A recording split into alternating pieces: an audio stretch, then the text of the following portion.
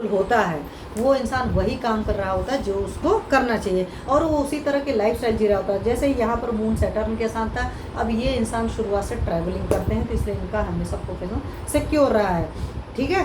और ये सुकून से जी सकते हैं क्योंकि अपना उनका प्रोफेशन मेंटेन है। तो अगर आप सक्सेसफुल एक इंसान होते हो, सक्सेसफुल हर फ्रंट में, मतलब आपको फैमिली फ्रंट पर और फाइनेंशियल फ्रंट पर, प्रोफेशनल फ्रंट पर तभी होते हैं जिस लिए कुंडली बनी होती है, आप उस तरीके से कर्म करते हैं तो आप हमेशा सिक्योर होते हैं। तो इसीलिए मैं हमेशा हर इंसान को बोलती हूँ कि अपनी कुंडली एक अच्छे एस्ट्रोलॉजर को दिखाइए और दशा अंतर दशा के हिसाब से उनके पास जरूर जाइए। दशाएं तो आपको पता ही है या इतना पता चल जाती हैं जहाँ तक कि मतलब आप एस्ट्रोलॉजर के पास जाते हो कि अभी ये दशा पड़ेगी। जैसे केतु की महादशा के बाद शुक्र की महादशा आती है, शुक्र के बाद सूर्य की आती है, सूर्य के बाद चंद्रमा की आती है। इस तरीके से आपकी महादशाएं चलती रहती हैं।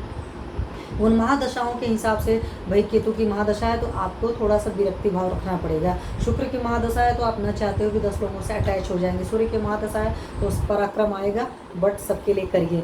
मून की महादशा है थोड़ा सा और विनम्र बनिए क्योंकि मून सबके लिए केयर चाहता है। अगर आपने सूर्य की महादशा में अच्छा नहीं किया तो मैंने आपको बताया ना कि फिर मून की महादशा में परेशान होंगे।